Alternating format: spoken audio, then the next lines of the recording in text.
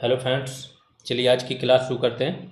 ये हमारी third class होगी बीपीओ बैच की। ठीक है, टॉपिक का नाम क्या है? उत्तर प्रदेश पंचायत राज अधिनियम। अब अगर आप सिलेबस को ध्यान से देखोगे तो इन्होंने ये डिफाइन नहीं किया है कि ये किस पंचायती राज अधिनियम की बात कर रहे हैं, ग्राम की या फिर ये खंड पंचायत की या क्षेत्र पंचायत जिसे बोला जाता है या जिला की। लेकिन इतना तो श्योर है कि आप वीडियो के लिए कर रहे हो तो ग्राम पंचायती राज अधिनियम तो आपको एकदम श्योर है, जानना है, क्योंकि इसी में हर चीज की बात की गई ग्राम पंचायत से रिलेटेड। खंड और जिला करना भी क्यों जरूरी है? क्योंकि इसमें एक टॉपिक और है कि उत्तर प्रदेश में पंचायती राज संस्थानों से संबंधित विधायी प्रावधान, तो सारे विधायी प्रावधान आ जाते हैं। तो खंड और जिला के बारे में भी उतना ही जानना आपके लिए जरूरी है, इसलिए ये सारे अधिनियम करने आपके लिए जरूरी है। बस अंतर ये रहेगा कि ये वाला अधिनियम जो है ना, ये आपको बहुत डीपली करना है, क्योंकि ये अधिनियम जब मैं देख रहा था इसको तो इसमें एक चीज सामने आई कि पहले मैं सोच रहा था इसको दो पार्ट में करा देंगे, थोड़ा बड़ा हो जाएगा।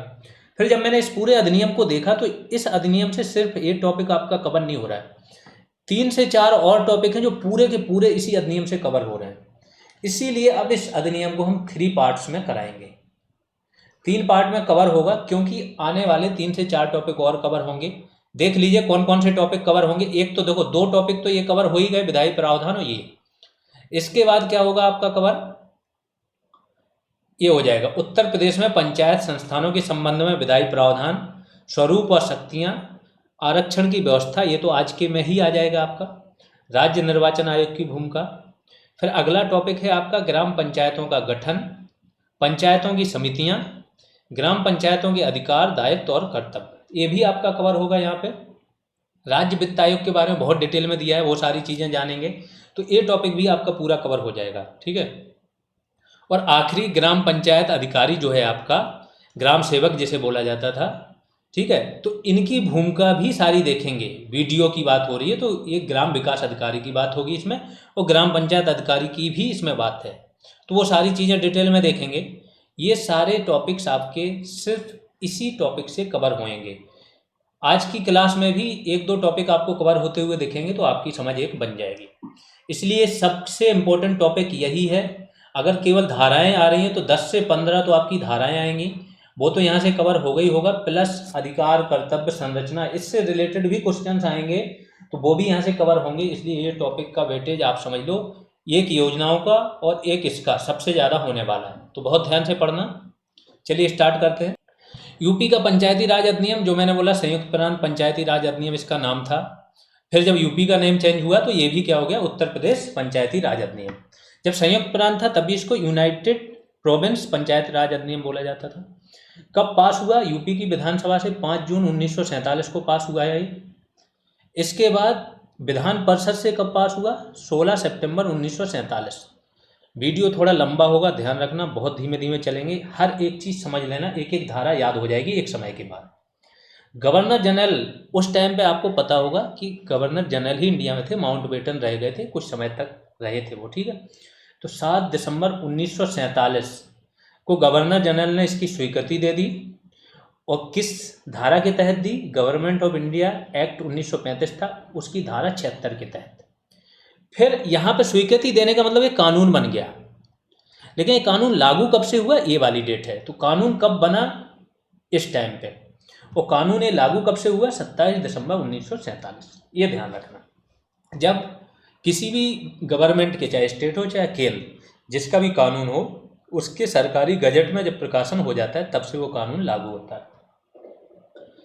ठीक है, जैसे आपका सिटीजनशिप अमेंडमेंट एक्ट, सीएए क्या है, कानून तो बन गया लेकिन लागू नहीं हुआ, क्योंकि अभी तक गजट में उसकी जो भी उसके लिए गाइडलाइंस है वो नहीं प्रकाशित हुई।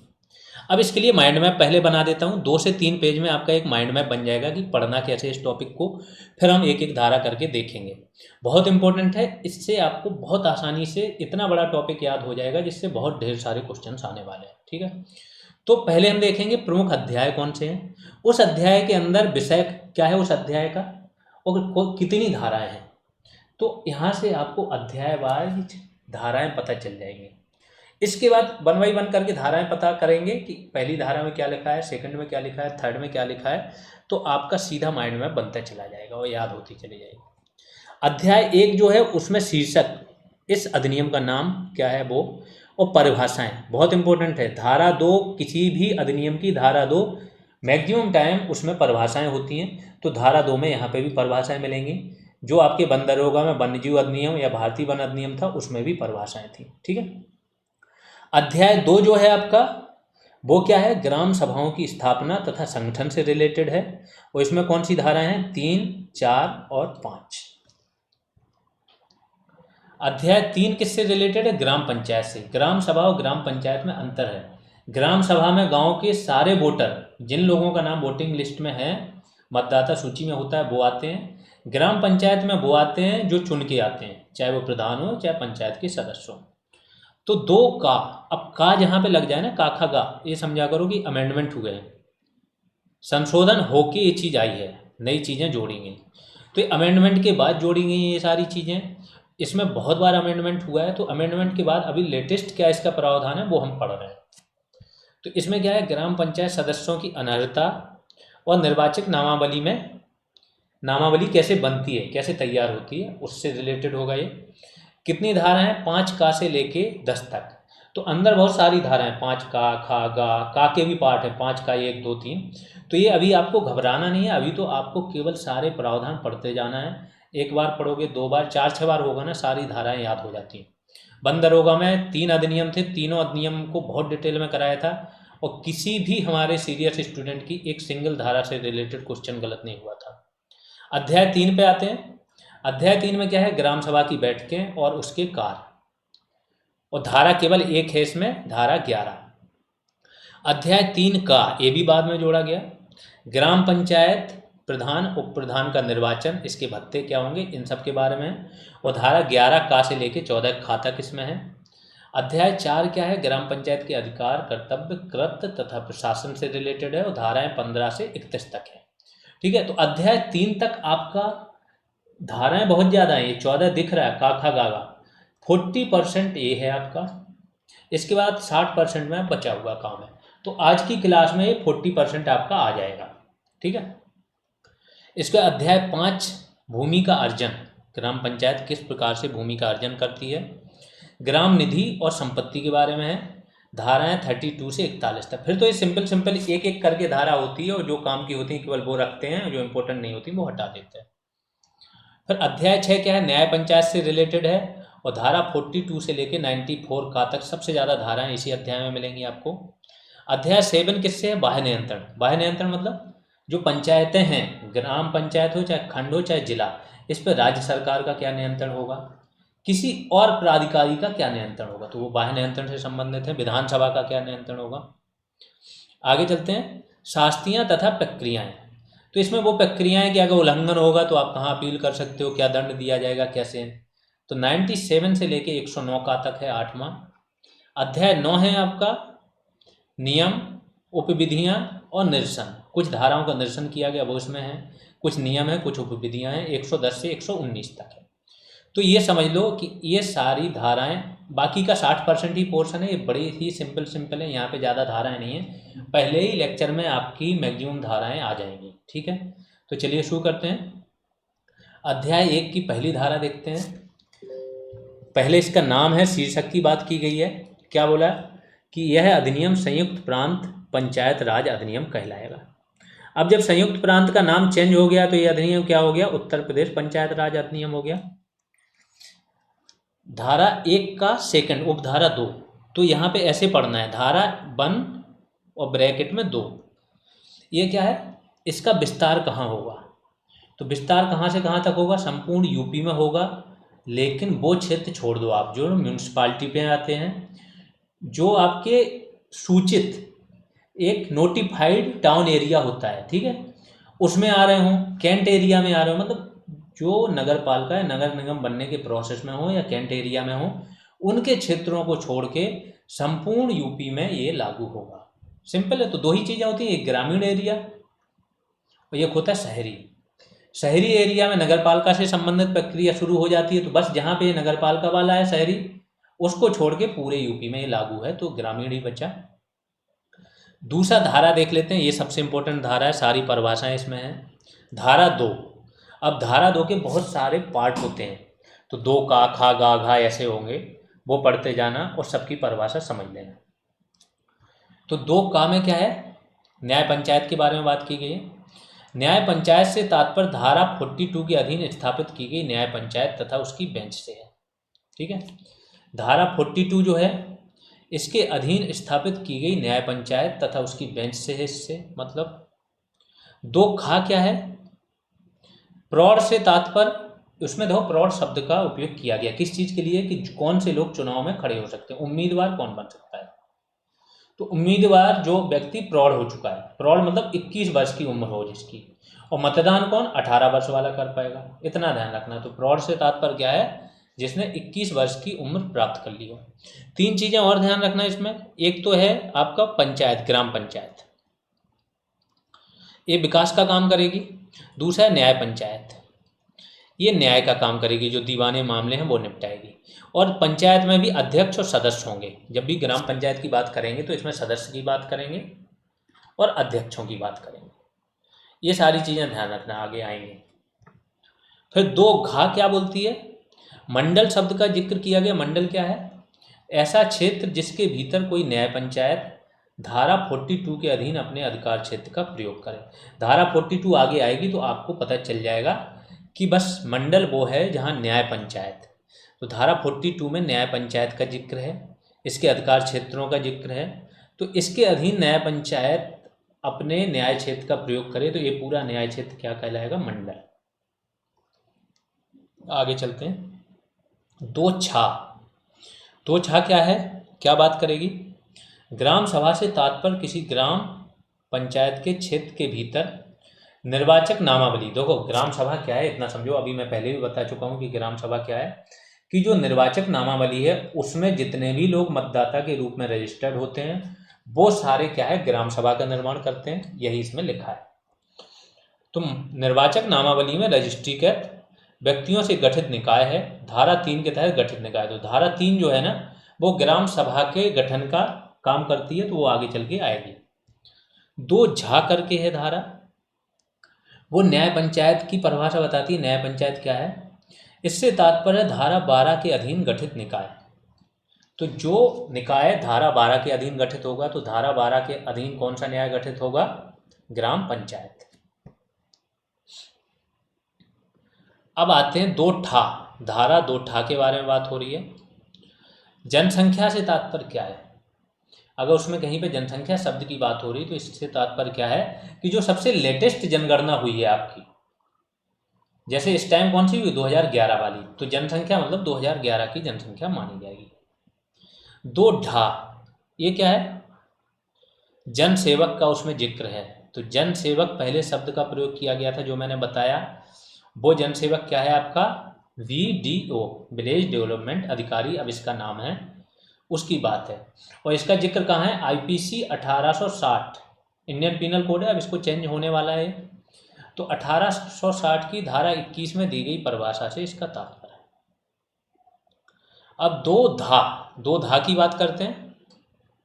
दीवानी का मुकदमा से तात्पर्य ऐसे मुकदमे से जिसकी सुनवाई न्याय पंचायत कर सकती है। तो न्याय पंचायत जो है वो केवल दीवानी मामले सुन सकती है, ये ध्यान रखना। गांव में एक न्याय पंचायत भी बनाई जाती है। दीवानी मामले वो होते हैं जो आपके विवाह हो गया, तलाक हो गया, उत्तराधिकार व्यवस्था हो गई, विरासत हो गई, मतलब पर्सनल लॉ, उनसे संबंधित होते हैं जिसमें पैसे का जुर्माना लगता है। ठीक है, क्रिमिनल केसेस नहीं आते हैं, जैसे हत्या, रेप वगैरह के केसेस नहीं सुन सकती है न्याय पंचायत। अब 2 के बारे में बात हो रही है। 2 क्या है, ग्राम का तात्पर्य ऐसे स्थानीय क्षेत्र से है जो उस जिले के राजस्व अभिलेखों में दर्ज। तो गांव आपको पता चल गया, ग्राम की बात क्या हो रही है कि उस जिले, जिस जिले में ये गांव स्थित है उस जिले के राजस्व अभिलेखों में ग्राम के रूप में दर्ज हो। उस जिले के जो राजस्व अभिलेख हों उसमें ग्राम के रूप में दर्ज हो, तभी इसको ग्राम बोलेंगे। अब आ जाते हैं अध्याय 2 पे। परिभाषाएं सारी देख ली, इतनी ही इंपॉर्टेंट थी। कुछ धाराएं जो इंपॉर्टेंट नहीं होंगी उनको हम छोड़ते चलेंगे। अभी तो इस वाले आज के टॉपिक में तो बहुत सारी धाराएं इंपॉर्टेंट थी, तो हमने मैक्सिमम धाराएं ले ली। ग्राम सभा की स्थापना तथा संगठन, तो ये जो मैंने दूसरा टॉपिक आपको बताया था वो पूरा टॉपिक आपका यहाँ से कवर हो जाएगा कि ग्राम सभा का संगठन, क्रियाविधि और क्या क्या है। ठीक है, तो ध्यान से पढ़ना, 2 टॉपिक यहाँ से कवर हो रहे हैं। धारा 3 की बात हो रही है कि ग्राम सभा की बात हो रही है, फिर से ध्यान रखना, आगे चल के ग्राम पंचायत आएगी, ठीक है। तो क्या है आपका धारा 3 क्या बोलती है? राज्य, राज्य मतलब स्टेट गवर्नमेंट, राज्य सरकार सरकारी गजट में, जो गवर्नमेंट का गजट होता है उसमें अधिसूचना द्वारा किसी ग्राम के लिए या गांव के समूह के लिए एक ग्राम सभा स्थापित करेगी, ठीक। तो क्या करेगी ये कि या तो एक गांव हो जिसकी जनसंख्या 1000 और उसके ऊपर हो तो एक ही गांव को कर देती है, या आसपास के गांवों को ले लेती है समूहों को, अगर जनसंख्या कम है तो एक गांव या गांव के समूहों को मिला के क्या है ग्राम सभा घोषित कर सकती है, कौन? State government. लेकिन कब करेगी और कैसे करेगी? तो अधिसूचना द्वारा, सरकारी गजट में इसको क्या है अधिसूचना निकालनी पड़ेगी, तभी ये क्या करेगी ग्राम सभा की घोषणा कर पाएगी। जहां ग्रामों का समूह होगा, जहां एक से अधिक गांव होंगे, वहां सबसे अधिक जनसंख्या वाले ग्राम का नाम ग्राम सभा के रूप में निर्दिष्ट होगा। सपोज करो 3 गांव हैं ग्राम सभा में, ठीक है, 3 ग्राम हैं जो पूरी ग्राम सभा बनाते हैं, तो जिसकी जनसंख्या सबसे अधिक होगी उस गांव के नाम पे उसको ग्राम सभा को बनाया जाएगा, ये बोला गया यहाँ पे। आगे चलते हैं, अध्याय 2 का दूसरा अध्याय, ये बाद में जोड़ा गया, जहाँ पे का खा गा लग जाए समझो ये अमेंडमेंट के द्वारा आया है। इसमें क्या है? ग्राम पंचायत सदस्यों की अनर्हता तथा निर्वाचक नामावली। तो ग्राम पंचायत का कोई सदस्य है वो अनर्ह मतलब अयोग्य कैसे होगा, उसकी बात होगी, प्लस निर्वाचक नामावली कैसे तैयार की जाएगी, ये पूरे अध्याय में इस पर बात होगी। तो पहली धारा कौन सी है इसमें? 5 का। इसमें किस चीज की बात हो रही है? अनर्हता की बात। कोई व्यक्ति किसी ग्राम पंचायत का प्रधान या सदस्य चुने जाने हेतु अनर्ह होगा यदि क्या करेगा वो? विधानमंडल के निर्वाचनों हेतु अनर्ह हो। अनर्ह का मतलब समझते हो ना, अयोग्य। तो अगर विधानमंडल जो है आपके विधानसभा या विधान परिषद, इनका एमएलए और एमएलसी बनने लायक अगर वो पहले से ही अयोग्य हो तो यहाँ पे भी वो अयोग्य होगा, सिंपल सा लिख दिया। केवल एक बेस पे अयोग्य नहीं होगा कि जो विधानसभा विधान परिषद में चुनाव लड़ने की उम्र चाहिए होती है 25 साल, यहाँ पे चाहिए 21 साल। तो जो 21 से 25 साल का व्यक्ति भी है वो इन चुनावों के लिए तो अयोग्य होगा, लेकिन यहाँ वो क्या है? योग्य होगा, यही यहाँ पे लिखा है। अब 5 खा देख लेते हैं, और कौन कौन सी ऐसी वो है जो आपको अयोग्य ठहरा सकती है ये चुनाव लड़ने के लिए। तो देखो सारी चीजें आ गई, संगठन कैसे बनेगा, योग्यता अयोग्यता, तो ये पूरा टॉपिक आ रहा है आपका। 5 खा क्या बोलती है? वैतनिक सेवक हो, मतलब गवर्नमेंट का, गवर्नमेंट की वेतन पर सरकारी नौकरी में हो तो वो क्या होगा? अयोग्य हो गया। ये तो हर चुनाव के लिए है कि अगर नौकरी पे क्या है तो वो अयोग्य होगा।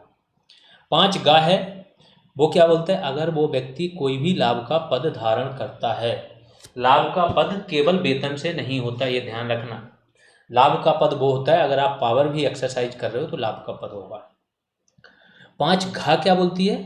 किसी सेवा के दुराचरण के कारण पदच्युत हुआ हो, मतलब किसी सेवा में, ठीक, किसी सेवा में पहले से था, गवर्नमेंट जॉब में था और वहाँ से उसने दुराचरण किया और उसके आधार पर उसको हटाया गया और निकाला गया नौकरी से, तो वो यहाँ चुनाव नहीं लड़ पाएगा। दिवालिया घोषित कर दिया गया हो तो भी चुनाव नहीं लड़ पाएगा। 5 जा क्या बोलता है? कुछ अधिनियम है, यहाँ से क्वेश्चन बन सकते हैं, क्योंकि फिर से ध्यान रखो मेंस है। मेंस में आयोग क्या करता है, उसकी कोशिश होती है कि थोड़ा सा गहराई में जाके पूछें जो लोग ना कर पाएँ, और हम लोग क्या चाह रहे हैं कि हर एक क्वेश्चन आपको आए, ठीक है। तो आवश्यक वस्तु अधिनियम था, एसेंशियल सर्विस एक्ट अभी भी है, इसके तहत अगर उसको 3 माह से अधिक का कारावास मिला हो तो भी क्या होगा? वो अयोग्य हो जाएगा। आबकारी अधिनियम है शराब वगैरह वाला, इसके तहत भी अगर सजा मिली हो। स्वापक औषधि है, इसके तहत सजा मिली हो। सिविल अधिकार संरक्षण अधिनियम जो छुआछूत वगैरह वो इसमें भी थी, इसके तहत भी अगर वो दोषी है तो ये क्या हो जाएगा? चुनाव लड़ने हेतु अयोग्य हो जाएगा। तो ये सारी चीज़ें आपको पढ़नी है और याद भी रखनी है।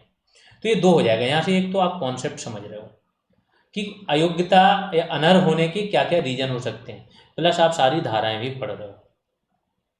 धारा 6 देख लेते हैं, सदस्यता की समाप्ति। सपोज करो कोई व्यक्ति योग्य है और वो क्या हुआ? चुनाव लड़के जीत गया तो पद मिल गया, लेकिन पद मिलने के बाद उसकी सदस्यता कैसे समाप्त हो सकती है? जो सदस्य हैं वो, और सदस्य नहीं रहेगा तो अध्यक्ष अपने आप नहीं रहेगा।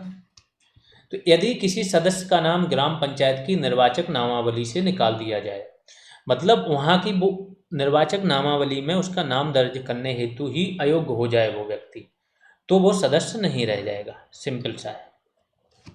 अगली धारा देखते हैं, धारा 6 का के बारे में जानते हैं। अनर्हता संबंधी प्रश्नों का निर्णय सक्षम प्राधिकारी द्वारा होगा। मतलब ये चुनाव में ये अनर्हता अयोग्यता संबंधी अगर प्रश्न है तो एक प्राधिकारी डिसाइड किया जाएगा और वो प्राधिकारी ही डिसाइड करेगा कि आप योग्य हो कि नहीं हो। वो चुनाव आयोग ये सारा काम करेगा। धारा 8 देख लेते हैं। अगर किसी गांव की जनसंख्या में परिवर्तन हो गया समय के साथ, ग्राम पंचायत के क्षेत्र को नगरपालिका के क्षेत्र में मिला दिया गया, ठीक है। जैसे एक ग्राम पंचायत है, उसके एक छोटे से भाग को ही नगरपालिका में ले लिया, बाकी गांव नहीं है, तो वो क्षेत्र क्या होगा ना, वो क्षेत्र वगैरह उससे क्या होगा, हट जाएगा ग्राम पंचायत से। तो जितना क्षेत्र सम्मिलित होगा उससे ग्राम पंचायत का अधिकार हट जाएगा, वो नगर पंचायत में चला जाएगा। जनसंख्या में परिवर्तन होने पे भी क्या होता है, जैसे 5,000 से ज़्यादा की जनसंख्या हो, नगर बनने का, कोई भी नगर पालिका स्थापित करने का यहाँ पे क्या है, किसको नगर बोला जाएगा। 5,000 से ज़्यादा जनसंख्या हो, 400 से ज़्यादा क्या हो, घनत्व हो, वहाँ पर डेंसिटी हो, और 75% जनसंख्या नॉन एग्रीकल्चर कार्यों में मतलब सम्मिलित हो, वो कार्य करती हो। आगे आते हैं, धारा 9 देखते हैं। प्रत्येक ग्राम पंचायत के प्रादेशिक निर्वाचन क्षेत्र के लिए, एक ग्राम पंचायत है, उसका पूरा निर्वाचन क्षेत्र हो सकता है, इस निर्वाचन क्षेत्र को भी अलग अलग उसमें बूथों में, वार्डों में बांट देते हैं। तो इस निर्वाचन क्षेत्र के लिए अलग निर्वाचक नामावली होगी, इस वार्ड की, इसके लिए अलग, इसके लिए अलग, और पूरी ग्राम सभा की टोटल मिला के हो जाएगी। तो इस निर्वाचक नामावली के क्षेत्र को क्या बोला जाता है, प्रादेशिक निर्वाचन क्षेत्र के लिए निर्वाचक नामावली राज्य निर्वाचन आयोग के अधीक्षण, निर्देशन तथा नियंत्रण में तैयार की जाएगी। इतना ध्यान रखो, जो भी पंचायती राज है इसका पूरा चुनाव कौन देखता है, राज्य का निर्वाचन आयोग, पंचायती राज का भी और नगर पालिका नगर निगमों का भी। अगली क्या है, धारा 9(3) के बारे में बात हो रही है, 9(3). प्रत्येक व्यक्ति जिसने उस वर्ष की जिसमें निर्वाचक नामावली तैयार हुई है, मतलब जिस वर्ष निर्वाचक नामावली तैयार हो रही है उस वर्ष की 1 जनवरी को जिस भी व्यक्ति ने 18 वर्ष की उम्र प्राप्त कर ली हो, उसका नाम उस वर्ष मतदाता सूची में दर्ज हो जाएगा, ठीक है। तो जिसमें निर्वाचक नामावली तैयार या पुनरीक्षित की जाए, मतलब इसका दोबारा से उसमें एडिशन किया जाए या तैयार की जाए, उस वर्ष की 1 जनवरी को अगर उसने 18 वर्ष की उम्र पूरी कर ली तो उसका नाम क्या है, निर्वाचक नामावली में रजिस्टर कर लिया जाएगा, यही इसमें लिखा है। आगे चलते हैं, 9(4) देखते हैं। अच्छा, निर्वाचक नामावली में भी रजिस्ट्रीकरण हेतु अयोग्यता क्या क्या है, किस बेस पे आपको अयोग्य ठहराया जाएगा, मतदाता सूची में ही आपका नाम नहीं रहेगा, कि अगर वो भारत का नागरिक ना हो, विकृत चित्त हो, विकृत चित्त मतलब पागल वगैरह, मानसिक रूप से थोड़ा सा डिस्टर्ब हो गया हो, और भ्रष्ट आचरण का दोषी हो, अगर वो भ्रष्टाचार का दोषी हो। अब धारा 9(6) देख लेते हैं। कोई भी व्यक्ति एक से अधिक प्रादेशिक निर्वाचन क्षेत्र की नामावली में रजिस्ट्रीकरण का हकदार नहीं होगा। इसका मतलब है कि एक है प्रादेशिक निर्वाचन क्षेत्र तो दूसरा है, तो एक ही जगह नामावली में या मतदाता सूची में इसका नाम होगा, एक से जगह दूसरी मतलब एक से अधिक जगह पे उसका नाम नहीं हो सकता है, उसका हकदार वो नहीं होगा। अगली धारा कौन सी है, धारा 9 की उपधारा 12। अब ये धाराएं देखो क्रम से क्या है ना, बीच में जो आपकी इंपॉर्टेंट नहीं वो धाराएं हमने छोड़ दी, तो इसको यही लिखेंगे 9(12). ये क्या है, सिविल न्यायालय है जो, वो क्या करेगा, निर्वाचक नामावली संबंधी निर्णय देने की अधिकारिता की, नामावली में किसका नाम ऐड करो ना करो, किसी का अगर गलती से हटा दिया गया, जोर दे के हटा दिया गया या गलत तरीके से हटा दिया, तो क्या सिविल न्यायालय इन मामलों को देखेगा, किस धारा के तहत, धारा 9(12) के तहत। आगे धारा 9 का देख लेते हैं। मत देने का अधिकार तथा किसी पद पर निर्वाचन, नाम निर्देशन, नियुक्ति का पात्र होगा बशर्ते 21 वर्ष की उम्र प्राप्त करें। तो पहला पोर्शन तो इसका है मत देने का अधिकार, तो जो 18 वर्ष से ज़्यादा के व्यक्ति हैं उनको मत देने का अधिकार है। फिर किसी पद पे अगर कोई व्यक्ति निर्वाचित होना चाहे, उसका नाम निर्देशन यानी कि नामांकन या नियुक्ति हो किसी पद पे, तो उन सब चीज़ों का वो पात्र होगा अगर उसने 21 वर्ष की उम्र प्राप्त कर ली। यहाँ पे आपका अध्याय 2 समाप्त होता है। अब अध्याय 3 देख लेते हैं। तो अभी ग्राम सभा ही चल रही है, ध्यान रखना, ग्राम सभा के बारे में भी बात हो रही, आगे चल के ग्राम पंचायत के बारे में बात करें। ग्राम सभा की बैठकें और कृत्य देखते हैं कि बैठकें क्या क्या होती हैं और क्या क्या कार्य कैसे करती है ग्राम सभा। ठीक है, तो प्रत्येक ग्राम सभा की प्रतिवर्ष 2 सामान्य बैठकें होंगी। जो ग्राम सभा है, जो सारे मतदाता हैं उनसे मिलकर बनी हुई सभा है, उसकी प्रतिवर्ष 2 सामान्य बैठकें होंगी। पहली बैठक कब होगी? जो खरीफ की फसल है उसके कटने के तुरंत बाद होगी, और इसको क्या बोला जाएगा? खरीफ की बैठक। तो ये बोले ना, ये आपका कॉन्सेप्चुअल टॉपिक है कि ग्राम सभा की बैठकें कब कब होती हैं, ऐसे भी क्वेश्चन आ सकता है। और दूसरा धारा से रिलेटेड आ सकता है। तो ये सारा, ये अधिनियम ही तो पूरा आपको रेगुलेट कर रहा है, पूरे ग्राम विकास को रेगुलेट कर रहा है ये आपका अधिनियम, इसलिए इम्पोर्टेंट है। तो दूसरी बैठक कब होगी? रबी की फसल कटने के तुरंत बाद, और इसको क्या बोला जाएगा? रबी की बैठक। इन बैठकों की अध्यक्षता कौन करेगा? ग्राम प्रधान, क्योंकि वही अध्यक्ष है। प्रधान क्या करेगा? नियत प्राधिकारी। नियत प्राधिकारी कौन है? गवर्नमेंट द्वारा, या तो गवर्नमेंट का जो प्राधिकारी है उसने दे दिया, बोल दिया, लिखित में दे दिया कि आप ये बैठक बुलाओ, तब तो प्रधान को बुलानी पड़ेगी। सपोज करो जो बीडीओ है, ब्लॉक डेवलपमेंट ऑफिसर, उसने बोल दिया बैठक बुला के ये चीज़ें पास कराओ, तो करानी पड़ेगी। तो या तो नियत प्राधिकारी द्वारा मांग करने पर, या जो ग्राम सभा है इसके सदस्य, टोटल जो सदस्य हैं उसके 1/5 सदस्य मांग करें अगर मिनिमम, तो मांग के 30 दिनों के भीतर किसी भी समय असाधारण बैठक भी बुला सकते हैं। तो वैसे तो नॉर्मली क्या होता है आपका, पूरे साल में 2 बैठकें होंगी, लेकिन अगर मांग की गई ग्राम सभा के 1/5 सदस्यों द्वारा या नियत प्राधिकारी ने मांग की, तो ये बैठक 30 दिनों के अंदर बुलानी पड़ेगी। प्रधान अगर ये बैठक नहीं बुलाएगा तो क्या होगा? ये जो नियत प्राधिकारी है इसको अधिकार दिए गए कि ये बैठक बुला सकता है। अगली धारा देख लेते हैं, धारा 11(2). अब ऐसी हर एक बैठक की एक गढ़पूर्ति होती है। गढ़पूर्ति मतलब मिनिमम सदस्य, इतने सदस्य अगर नहीं आए तो वो बैठक नहीं होती है। ठीक है, तो जैसे लोकसभा राज्यसभा है तो 1/10 सदस्य आने चाहिए, तो हर चीज़ की गढ़पूर्ति है। तो गढ़पूर्ति की संख्या कुल सदस्यों की संख्या की 1/5 होगी। यहाँ पे कितनी है? 1/5 है। गढ़पूर्ति के अभाव में अगर कोई बैठक स्थगित हो गई, इसके पश्चात पुनः गढ़पूर्ति नहीं हुई, फिर से बैठक हुई, फिर से गढ़पूर्ति नहीं हुई, तो इस बार गढ़पूर्ति की वजह से क्या होगा? स्थगित नहीं होगी। मतलब इस बार अगर सदस्य फिर से कम रह गए तो वो बैठक स्थगित नहीं की जाएगी, वो बैठक संपन्न की जाएगी, क्योंकि ग्राम सभा की बैठक है। फिर ध्यान रखना, ग्राम सभा के पास सुझाव देने की शक्ति होती है, निर्णय लेने की शक्ति ग्राम पंचायत के पास होती है।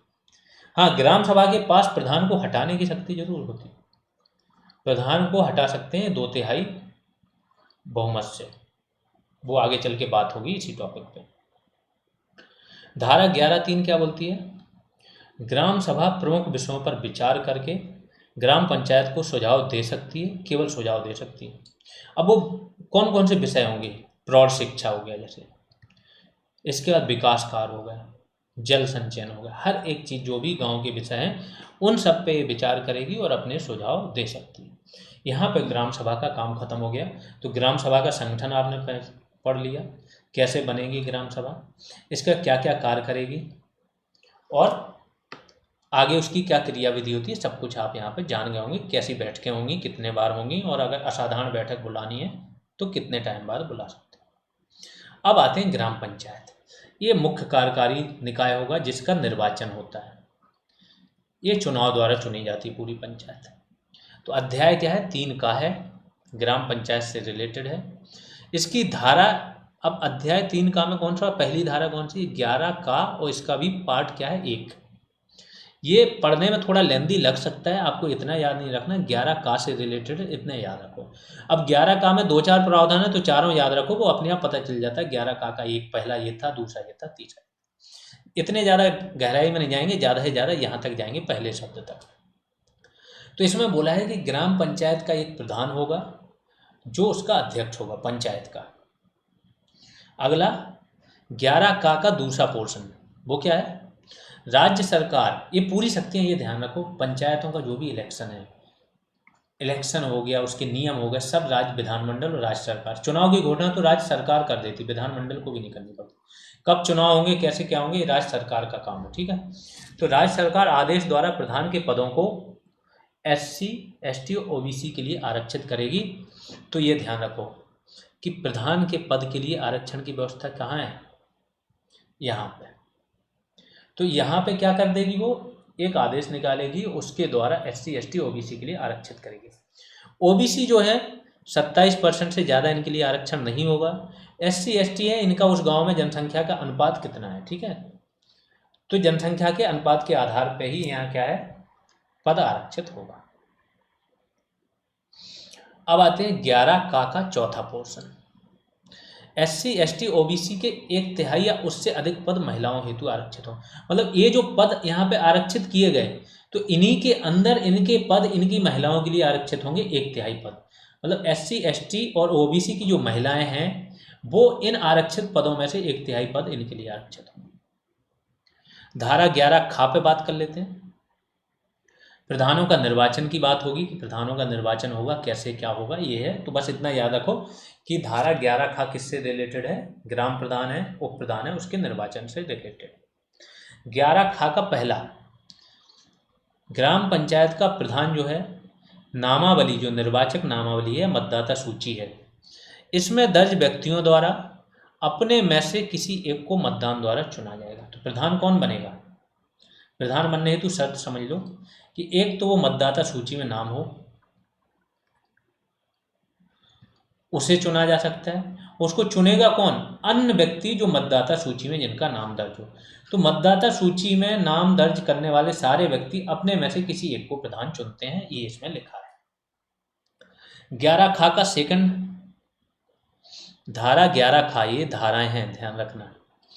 तो आपको इतना याद रखो, 11 खा की ही बात हो रही है। पहला अगर आपने पोर्शन पढ़ लिया तो ये सेकंड उसका है, क्योंकि हर एक पॉइंट इंपॉर्टेंट है। मैंने फिर बोला कि पहला पार्ट जो है इस वीडियो का, उसमें सबसे ज़्यादा धाराएं हैं और थोड़ा सा कंजेस्टेड है, क्योंकि बहुत सारा पोर्शन इसमें अमेंडमेंट के बाद आया है, ठीक। तो यदि प्रधान नहीं चुना जाता, अगर प्रधान का चुनाव नहीं हो पाता है, या जो पंचायत के सदस्य हैं, टोटल सदस्य, अभी सदस्य संख्या बताएंगे कि जैसे 1000 की जनसंख्या है तो एक प्रधान होगा, 9 सदस्य होंगे। 1000 से ज़्यादा है तो फिर सदस्य बढ़ जाएंगे, 11 हो जाएंगे। तो वो सारी चीज़ें बताएंगे, आगे आएंगी। अभी इतना जानो कि जैसे एक प्रधान है और 9 सदस्य चुने जाने हैं, तो प्रधान नहीं चुना गया और सदस्यों में से भी कितने, 2/3 से कम सदस्य निर्वाचित हो रहे हैं, ठीक। तो क्या होगा, 2/3 मतलब 6 से कम सदस्य आपके निर्वाचित हो रहे हैं। तो ये हो पाते हैं। अगर ऐसा होता है कि इससे कम सदस्यों प्रधान चुना ना गया हो, तो राज्य सरकार क्या करेगी, एक प्रशासनिक समिति बना सकती है जो पूरे गांव का प्रशासन करेगी, या एक डायरेक्ट प्रशासक ही नियुक्त कर सकती है, जो प्रधान की सारी शक्तियां इसके पास आ जाएंगी। अब इनका कार्यकाल क्या होगा अगर राज्य सरकार ऐसा काम करती है तो धारा 11 खा इसके पोर्शन 3 में लिखा है, प्रशासनिक समिति के सदस्य या प्रशासक 6 माह से अधिक अवधि तक पद धारण नहीं करेंगे। इसका मतलब है 6 माह के अंदर या तो दूसरी पंचायत गठित हो जानी चाहिए जिसमें प्रधान और अन्य सदस्य हों, या फिर चुनाव हो जाना चाहिए। सिंपल सी बात। 11 घा देख लेते हैं धारा क्या बोलती है। कुछ पदों के एक साथ धारण करने पर प्रतिबंध, मतलब कुछ ऐसे पद हैं तो आप 2 पदों पे एक साथ नहीं रह सकते हो, इसके बारे में बात की जा रही है। तो वो कौन कौन से हैं कि ग्राम पंचायत के प्रधान, अगर कोई व्यक्ति ग्राम पंचायत का प्रधान है तो उसके साथ साथ न्याय पंचायत, जो मैंने बोला 2 पंचायतें होती हैं ग्राम स्तर पे, ग्राम पंचायत और न्याय पंचायत। तो इसमें अगर वो किसी भी पद पे हो, या तो अध्यक्ष हो या सदस्य हो, तो वो एक ही पद रहेगा। अगर वो सदस्य अध्यक्ष है तो सदस्य अपने आप रहेगा। तो इसमें वो किसी भी पद पे हो तो इसमें किसी पद पे नहीं जा सकता, ना अध्यक्ष ना सदस्य। और सेम उल्टा है कि इसमें अगर किसी पद पे हो तो यहाँ नहीं जा सकता, एक बार में एक ही पद पे हो, एक ही उसमें। तो ग्राम पंचायत के प्रधान के साथ साथ न्याय पंचायत का पंच या सदस्य नहीं हो सकता है, या न्याय पंचायत का प्रधान है तो ग्राम पंचायत का सदस्य या प्रधान नहीं हो सकता। अगला देख लेते हैं 11 इयां, एक साथ 2 पद धारण करने पर रोक। अब ये तो ये हो गया कि यहाँ पे ग्राम पंचायत स्तर पे 2 पद हैं। अब अगर कोई बड़े स्तर पे उसके पास 2 पद हो गए हैं, ठीक है, या तो क्षेत्र पंचायत में कुछ बन गया हो, या जिला पंचायत में बन गया हो सदस्य, या संसद या विधानमंडल का सदस्य हो गया हो, ठीक है, या सहकारी संस्था का अध्यक्ष या उपाध्यक्ष हो, तो क्या होगा, ग्राम पंचायत हेतु वो क्या है, अनर्ह होगा, ग्राम पंचायत हेतु अयोग्य हो गया, ये पद नहीं धारण कर सकता। ऐसा नहीं है कि सांसद लोग हैं या विधायक लोग हैं तो वो अपने गांव में तो आराम से जीत जाएंगे, तो वो स्वयं ग्राम प्रधान भी बने पड़े हैं और सांसद भी हैं, ऐसा नहीं होगा। एक ही पद, अगर आप कोई बड़ा पद धारण किए हुए हो तो ये ग्राम प्रधान हेतु आप अयोग्य हो जब तक कि यहाँ से इस्तीफा नहीं दोगे। पद कौन कौन से, फिर मैंने बता दिया, जिला या क्षेत्र पंचायत में से कोई पद हो, या तो अध्यक्ष का या सदस्य का, या कोई सहकारी संस्था है उसका अध्यक्ष या उपाध्यक्ष हो। अब 11(2) ये क्या बोलती है, यदि बाद में, ठीक है, पहले वो वहाँ का क्या है, सदस्य अध्यक्ष नहीं था उन पंचायतों का, लेकिन बाद में उपरोक्त पदों पर नियुक्त होता है तो वह ग्राम पंचायत या न्याय पंचायतों के पदों पर नहीं रहेगा, ऐसा माना जाएगा कि ये पद अब खाली हो गए, बाद में भी वो किसी अन्य पद पर नियुक्त होता है। तो 11(3) ये बहुत इंपॉर्टेंट है, इसको ध्यान रखना कि देखो अलग अलग स्तर होते हैं पंचायतों के, एक ग्राम है, दूसरा खंड है या क्षेत्र है, और तीसरा है जिला। तो ग्राम पंचायत का या तो वो सदस्य है, या अध्यक्ष होगा तो प्रधान होगा। तो अगर वो एक स्तर पे है और फिर अन्य स्तरों पे भी उसकी नियुक्ति हो गई, चुना गया वो, तो उसको बाकी एक कोई स्थान वो अपने हिसाब से स्तर चूज करेगा, उस पद को वो रख सकता है, बाकी पदों से उसको क्या इस्तीफा देना पड़ेगा 60 दिनों के अंदर। जैसे ही चुनाव की चुने जाने की घोषणा हुई, चुनाव आयोग ने परिणाम घोषित कर दिए, उसके बाद से सपोज करो अलग अलग घोषणा की, इसकी अलग, इसकी अलग, इसकी अलग, तो सबसे बाद में जो घोषणा हुई है उसके बाद 60 दिनों के भीतर उसको क्या है, एक पद को छोड़कर बाकी पदों से इस्तीफा देना पड़ेगा। अगर वो नहीं देता है तो ऐसा मान लिया जाएगा कि जो सबसे उच्च स्तर का पद है वो उसके पास है, बाकी पद खाली हो गए। ठीक है, यही इसमें लिखा है। आगे चलते हैं। धारा 11(4) ये क्या है, पंचायत क्षेत्र की घोषणा राज्य सरकार करेगी कि पंचायत क्षेत्र में कौन कौन से क्षेत्र आएंगे। तो क्या है देख लेते हैं। राज्य सरकार अधिसूचना द्वारा किसी ग्राम या ग्रामों के समूह, ठीक है, या तो एक गांव होगा या कई गांवों का समूह होगा, जब तक कि जनसंख्या 1000 या उसके ऊपर ना हो जाए, मैं समाविष्ट क्षेत्र को, अब गांव है या 3 गांव है, ग्रामों के समूहों में, ये पूरे समूहों में जो समाविष्ट क्षेत्र है, जो इनका क्षेत्र है, यहाँ पे क्या है, पंचायत या ग्राम पंचायत की घोषणा कर सकती है। लेकिन इसमें क्या होगा कि ऐसा नहीं है कि एक पंचायत 3 गांव हैं, सपोज करो तीनों राजस्व ग्राम है, अब पंचायत की घोषणा करनी है 1000 या उससे ऊपर के सदस्य, 2 में हो गई, तीसरा का इतना पोर्शन है, तो इस कार्य के लिए आप क्या करोगे, इस पंचायत को डिवाइड नहीं करोगे, आपको लेना पड़ेगी पूरी पंचायत। तो तीनों राजस्व ग्रामों को लोगे, फिर चाहे जनसंख्या बढ़ क्यों ना जाए, डिवाइड नहीं करोगे, तो किसी ग्राम को विभाजित नहीं किया जा सकेगा। या तो ग्राम या ग्रामों के समूह, यथाशक्ति ये देखना पड़ेगा कि 1000 से ऊपर जनसंख्या हो, और राज्य सरकार अधिसूचना द्वारा इनको क्या है, पंचायत घोषित कर सकती है। कौन सी धारा बोल रही, 11(4) का फर्स्ट।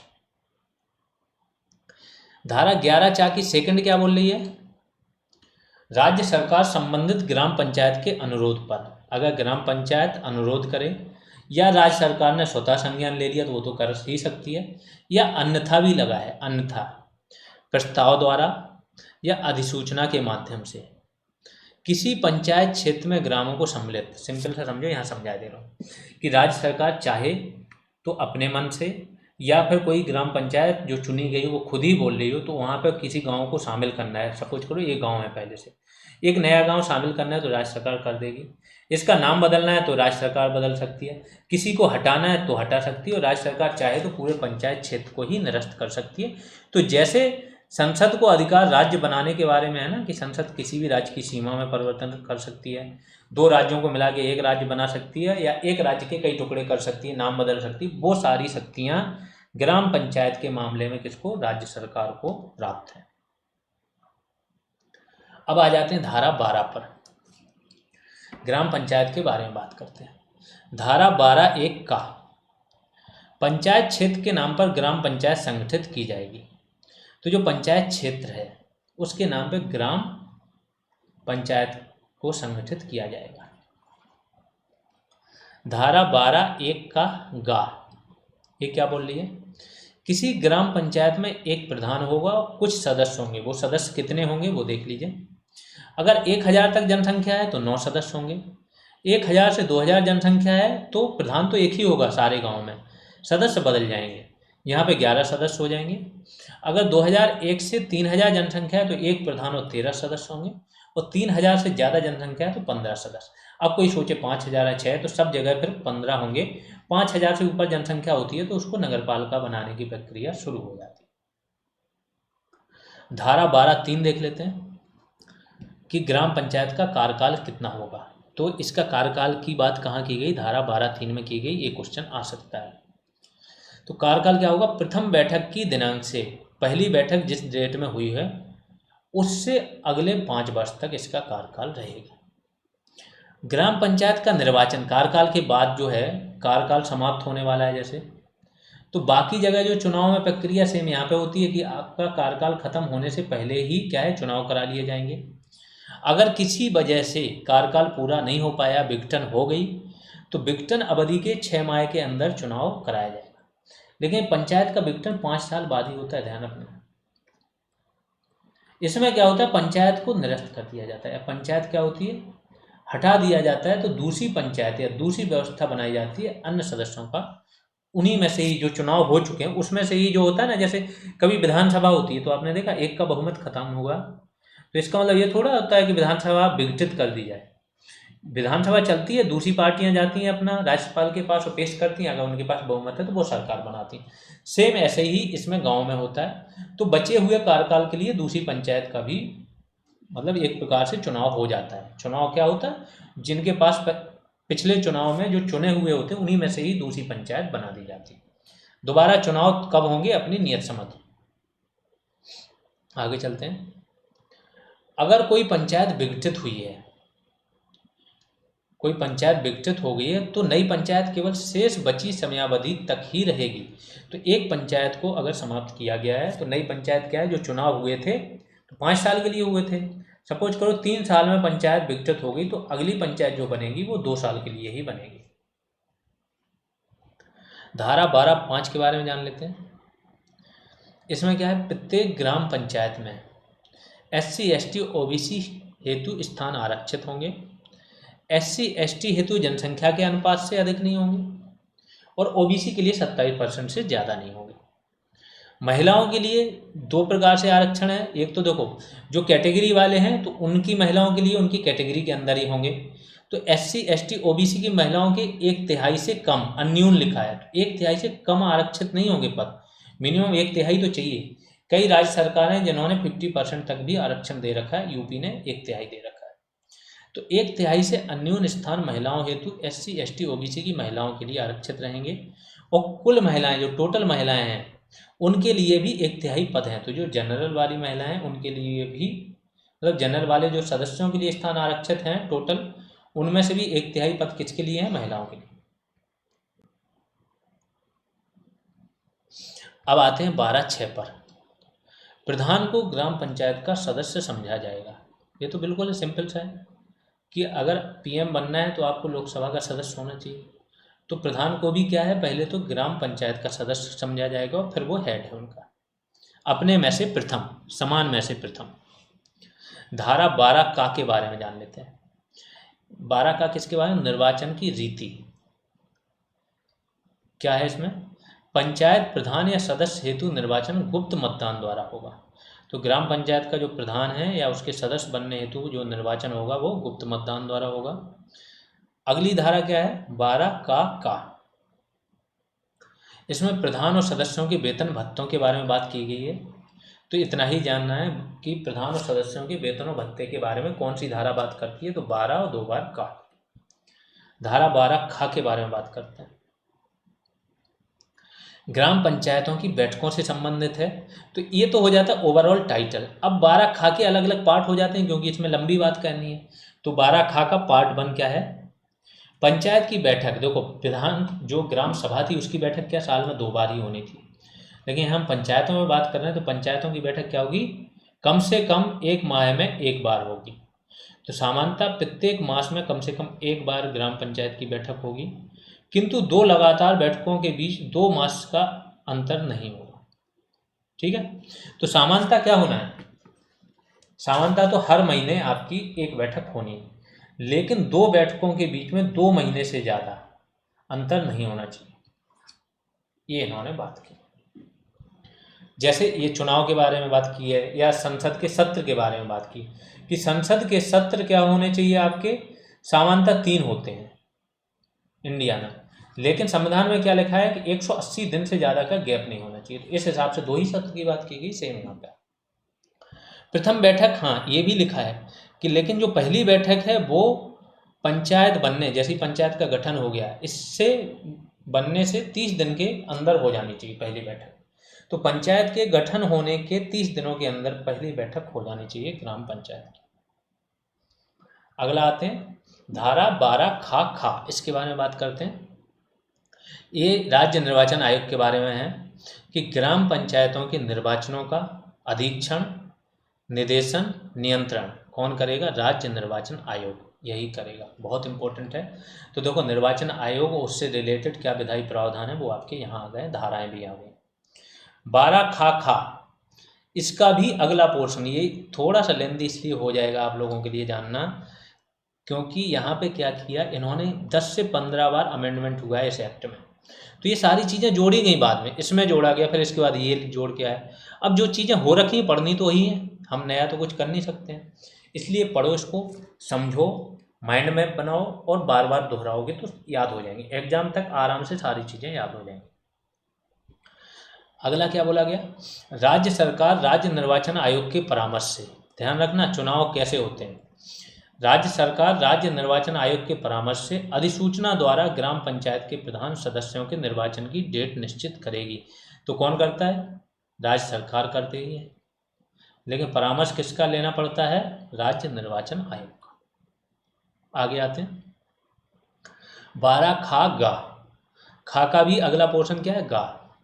राज्य निर्वाचन आयोग के अधीन जिला मजिस्ट्रेट ऐसे निर्वाचनों का पर्यवेक्षण करेगा। तो जब आपको पता है आचार संहिता लगती है, आचार संहिता लगती है तो जो डिस्ट्रिक्ट मजिस्ट्रेट है वो राज्य निर्वाचन आयोग के अंडर में ही कार्य करेगा, और वही अपने जिले के मतदानों में निर्वाचन आयोग का प्रतिनिधित्व करेगा और इनका पर्यवेक्षण भी करेगा। और ये जो आपका है निर्वाचन आयोग राज्य का, ये क्या करता है, डीएम के ट्रांसफ़र वगैरह भी हर चीज़ इनके हैंड में आ जाती है, वो ये सब ट्रांसफ़र और नई नियुक्ति कर सकते हैं, करते हैं। आगे धारा 12 का बहुत लंबी लिस्ट होती जा रही है, देख लेना, कहीं कहीं है, बाकी आगे चलोगे तो स्मूथ जाएगा। अगले पोर्शन में जो पार्ट 2 आएगा इसका, या पार्ट 3 आएगा, उसमें बहुत स्मूथ है, क्योंकि उसमें उतने ज़्यादा अमेंडमेंट नहीं है। तो जो परिसर है, जैसे निर्वाचन कराना है उसके लिए एक स्पेस चाहिए, इसके बाद जो मतदान पेटी है ना, बैलेट पेपर से होता है आजकल, तो ईवीएम से भी हो रहा है, तो ईवीएम वगैरह रखने के लिए, बैलेट पेपर, बैलेट बॉक्स रखने के लिए कोई एक आपको जगह चाहिए। सपोज करो वो जगह सरकार की नहीं है, तो ये डीएम को ये अधिकार है कि वो किसी जगह का अधिग्रहण कर सकता है, यही यहाँ पे किया गया। बस वगैरह वाहनों का भी अधिग्रहण कर सकता है। परिसर यानों का निर्वाचन के प्रयोजनों हेतु अधिग्रहण डीएम ये कर सकेगा। धारा 12 घा, इसके बारे में जान लेते हैं क्या है। किसी परिसर में प्रवेश करने और निरीक्षण करने की शक्ति किसकी, डीएम की, डिस्ट्रिक्ट मजिस्ट्रेट की, कि वो किसी भी परिसर में प्रवेश कर सकेगा और वहाँ पे क्या करेगा, निरीक्षण भी कर सकेगा। अब धारा 12 गा देख लेते हैं। निर्वाचनों पे अगर किसी को आपत्ति है तो आपत्ति करने हेतु प्रक्रिया तथा परिणाम, किस पे आपत्ति कर सकता है, या तो निर्वाचन की प्रक्रिया पर, या उसके परिणाम गलत तरीके से घोषित किए गए, या प्रक्रिया की निर्वाचन में धांधली हुई है, करप्शन हुआ है, इसके बाद जो बोलते हैं ना कि जाके जबरदस्ती वोट डालना है ना, पेटी लूट लेना, ये सब चीज़ें हुई हैं, तो इस पे आप आपत्ति कर सकते हो। इसके लिए धारा कौन सी, 12 गा। अगली धारा देखते हैं 12 या। पद पर आसीन होने से पहले नियत प्राधिकारी के समक्ष शपथ, कौन कौन, किसके बारे में बात हो रही, अध्यक्ष के बारे में या प्रधान, और दूसरा क्या, सदस्य। तो आपने देखा होगा कोई भी व्यक्ति चुना जाए, चुने जाने के बाद निर्वाचन आयोग का जो होता है अधिकारी, उसके सामने शपथ उन्हें लेनी पड़ती है, तभी जाके ये क्या है, उस पद पे आसीन हो सकते हैं, यही इसमें लिखा है। तो शपथ से रिलेटेड कौन सी धारा है, 12 या। ये ध्यान रखना है। 12 क्या है? पद त्याग। अगर प्रधान को या सदस्यों को पद त्याग पत्र देना है तो वो क्या करेंगे? जो नियत प्राधिकारी होगा, जिस प्राधिकारी को नियुक्त किया है आपके राज्य सरकार ने, उसके समक्ष आप आवेदन या त्याग पत्र दोगे तो आप क्या है, पद से उन्मुक्ति आपको मिल जाएगी। कुछ आकस्मिक रिक्तियां होती, मृत्यु हो गई, त्याग पत्र दे दिया, कुछ और हो गया, निर्वाचन को शून्य घोषित कर दिया, मतलब अमान्य, तो 12 इससे रिलेटेड है। मृत्यु, पद त्याग, निर्वाचन शून्य होने पर उस पद को शेष समय हेतु पुनः भरा जाएगा। तो कब? जो बचा हुआ समय है ग्राम पंचायत की अवधि का, उसके लिए भरा जाएगा, और इसके बाद चुनाव होंगे तो नई ग्राम पंचायत बनेगी। बस एक शर्त है कि अगर 6 माह से कम समय बचा है तो फिर वो नहीं भरा जाएगा, फिर ये क्या करेंगे, अपना प्रशासक नियुक्त कर देंगे, वही ग्राम प्रधान का काम करेगा। 12 झा, धारा 12 झा देख लेते हैं कि निर्वाचन के संचालन में किसी कार्रवाई में सिविल न्यायालय की अधिकारिता पर रोक। तो ये आप लोगों ने पढ़ा होगा कि निर्वाचन संबंधी जो मामले हैं, तो जब निर्वाचन चल रहा होता है, प्रक्रिया चल रही होती है, जब उस प्रक्रिया में कोई भी कोर्ट हस्तक्षेप नहीं करता है, चाहे वो हाई कोर्ट क्यों हो, चाहे सुप्रीम कोर्ट क्यों हो। जब प्रक्रिया पूर्ण हो जाती है तब आप कोर्ट जा सकते हो कि यहाँ पे धांधली हुई है या फिर परिणाम गलत तरीके से जारी किया गया, तब तो कोर्ट करेगा। लेकिन जो प्रक्रिया चल रही है उसमें हस्तक्षेप से मना किया गया हर इलेक्शन में। तो यहाँ पे भी है कि जो सिविल न्यायालय है इसकी अधिकारिता पर रोक लगाई गई धारा 12 झा के तहत। अब धारा 14 देख लेते हैं कि प्रधान को कैसे हटाया जाएगा। तो ये पूरा आपका क्वेश्चन बनता है, ये मैथ्स का क्वेश्चन है। फिल्म्स जो आपका ये वाला चल रहा है MCQ, इसमें भी ये क्वेश्चन आ सकता है कि ग्राम प्रधान को हटाए जाने हैं, किस प्रक्रिया से हटाया जाएगा। तो इसमें से कोई भी एक ऑप्शन उठा देगा। ये पूरा आपको पढ़ना है। धारा 14 में इसका जिक्र है कि अगर आपको हटाना है तो आपको ये आशय बताना होगा कि हम ग्राम प्रधान को हटाना चाहते हैं, और इस आशय की सूचना आपको 15 दिन पहले देनी पड़ेगी और ग्राम सभा की बैठक बुलानी पड़ेगी। यहाँ पंचायत की बात नहीं हो रही है, यहाँ बात हो रही ग्राम सभा की, मतलब जितने भी मतदाता सूची में दर्ज नाम है सबकी। अब इसमें उपस्थित तथा मतदान करने वाले सदस्यों के 2/3 बहुमत से ही इसको हटाया जाएगा। दूसरा ये है, तो जितने उपस्थित हैं और जो मतदान कर रहे हैं उसका कम से कम 2/3 बहुमत हो। लेकिन ऐसा भी नहीं है कि 10 लोग उपस्थित हो गए और वो मतदान कर रहे हैं, कम से कम नहीं तो 1/3 सदस्य होने चाहिए वहाँ पे मौजूद, तभी ये प्रक्रिया शुरू होगी। अब हटाने की बैठक निर्वाचन के 2 वर्ष बाद ही बुलाई जा सकेगी, ये भी बहुत इंपॉर्टेंट। स्थिरता चाहिए किसी चीज़ में। सपोज करो कोई चिढ़ रहा है, कोई व्यक्ति ऐसा है कि जो कम वोटों से जीत गया, अब उसका जो प्रतिद्वंदी है वो भी पावरफुल है क्योंकि बहुत कम वोटों का अंतर था।